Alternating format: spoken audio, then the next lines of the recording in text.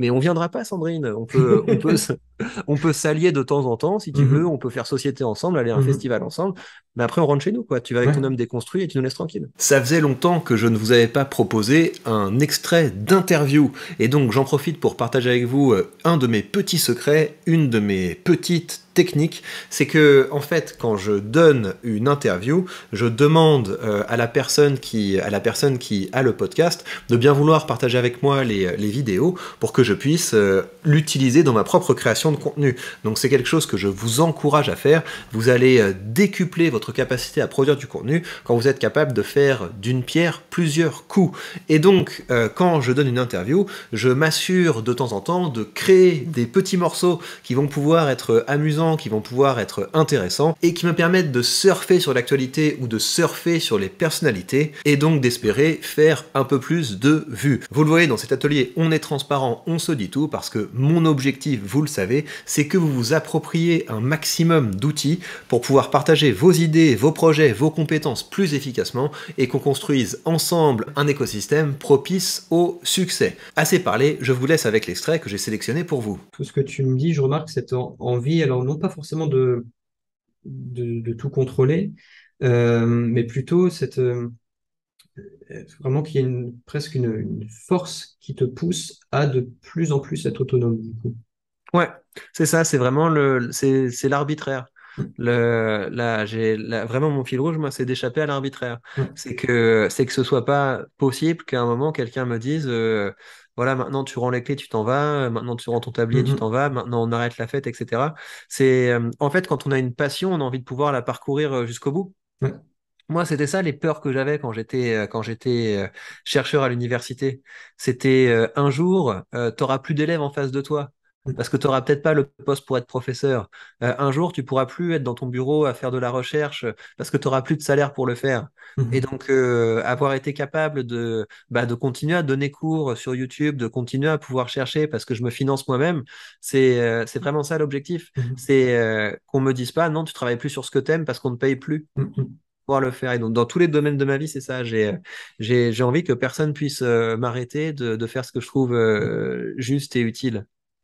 Mais du coup, est-ce que t'as pas peur du coup d'être plus enfermé du coup vraiment dans un petit système autarcique et plus forcément, enfin remarque non, parce que en fait, j'imagine qu'il y a plus le côté un peu autarcique que tu peux avoir avec ta famille, tes enfants, ton marché, ton jardin, etc.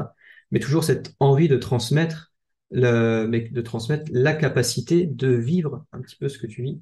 Ouais, pour moi, c'est ça le point. C'est que c'est pouvoir avoir cette indépendance autour de ce qui est vraiment notre côté intime. Mhm. Que personne ne puisse empiéter sur le côté intime et qu'on puisse s'associer régulièrement avec des gens qu'on apprécie et qui nous apprécient pour accomplir des choses plus importantes. Pour moi, c'est ça, ouais. Et d'ailleurs, il y a des discours qui me font un petit peu peur, hein. Tous les discours autour de il faut tout collectiviser. Ouais. Euh, on va la citer, mais par exemple, Sandrine Rousseau, avec tout, il faut tout partager. Voilà, il faut que les maisons Mhm. soient partagées, que les jardins soient partagés, que les voitures soient partagées. Alors, c'est sympathique, mais j'ai quand même l'impression que c'est le discours de quelqu'un qui n'a pas été capable de fonder une famille. Peut-être, ouais. Mhm. C'est le discours de quelqu'un qui n'a pas été capable de créer Mhm. ce cocon autour de son intimité et qui voudrait forcer tout le monde à faire une coloc et une colo toute sa vie. Mhm. Ouais, bah c'est possible. Faudrait voir un petit peu, enfin, il faudrait voir un petit peu le parcours de cette dame pour voir ça. Mais pour moi, c'est marrant. Alors, soit c'est moi qui suis un petit peu trop bon élève et qui ai trop appris mes cours d'histoire géo et de l'URSS quand on collectivisait tout. Mais effectivement, je pense que je vois pas comment, en tant qu'humain, enfin, j'ai l'impression que en tant qu'humain, on a forcément envie de faire société, de s'allier ou quoi que ce soit. J'ai l'impression qu'on a tous besoin d'une forme de non, ça c'est à moi, ça c'est chez moi, etc. Et que vouloir absolument que tout soit à tout, ça veut dire que comment, enfin, c'est la question de la propriété. Alors, du coup, qu'est-ce qui est à toi? Mm. Il y a, Bah, pour moi, ouais, c'est quelque chose qui est profondément ancré dans l'anthropologie.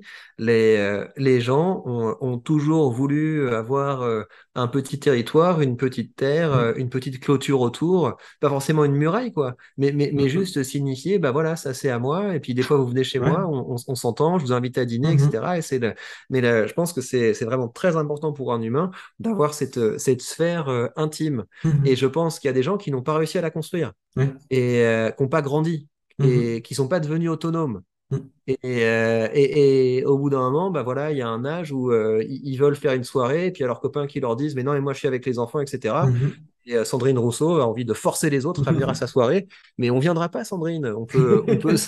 On peut s'allier de temps en temps, si tu veux, Mhm. on peut faire société ensemble, aller à un Mhm. festival ensemble, mais après on rentre chez nous, quoi. Tu vas avec ton Ouais. homme déconstruit et tu nous laisses tranquille.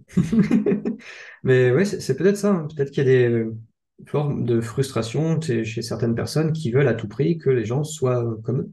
Il y avait ça, alors pour le coup, chez Hegel, qui apparemment était une personne très névrosée, qui était parce que, alors il faudrait que je revoie un petit peu mon histoire de la philo, mais il me semble qu'avant Hegel, il n'y avait pas ce côté de dissertation en trois parties, qui sont eux-mêmes divisés en trois parties, qui sont cette fameuse thèse, antithèse, synthèse, etc.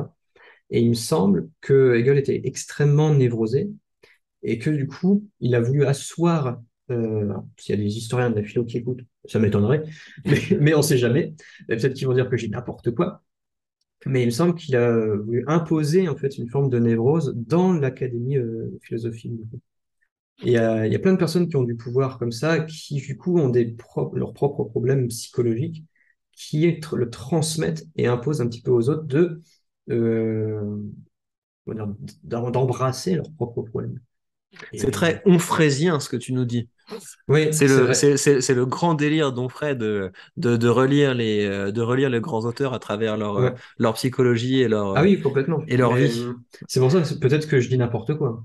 Non, Mais mais Hegel, personne sait. ouais. Personne sait, voilà. Tu peux travailler toute ta vie sur Hegel et t'engueuler avec quelqu'un qui a travaillé toute sa vie sur Hegel. Donc voilà, on le respecte. Mhm. C'est un Ah oui, ça c'est monument clair.